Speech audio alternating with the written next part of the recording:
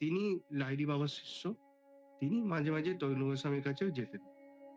তো সবই তো বেনারসে থাকতেন। হ্যাঁ, তো একদিন তৈল গোস্বামীকে বললেন যে, অ্যা আপ এই একদিন উনি লাহিড়ী বাবাকে বললেন যে, "আপনি একটু চলুন না তৈল গোস্বামীজির কাছে দেখা করতে।" বললেন, "না, না, আমি কি করতে যাবো? এই তো বেশ ভালো আছি।"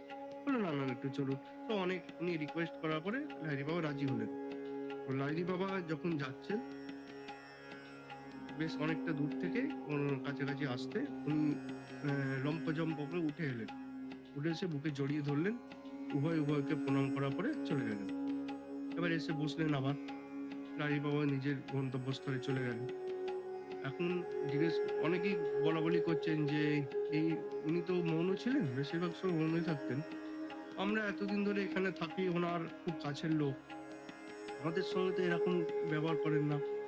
কে উনি এলেন তার সঙ্গে? উনি সেটা স্লেটে লিখে দিলেন তখন যে, যে অবস্থা প্রাপ্তির জন্য আমি এই কৌপিনটাও পর্যন্ত পরিত্যাগ করে উলঙ্গ আছি না, কৌপিনটাও পর্যন্ত পরিত্যাগ করেছি। আর ওই ধুতি পাঞ্জাবি পরা বাঙালি বাবু ওই জায়গাটিকে অতিক্রম করে গিয়ে আরো অনেক দূর পৌঁছে গেছেন।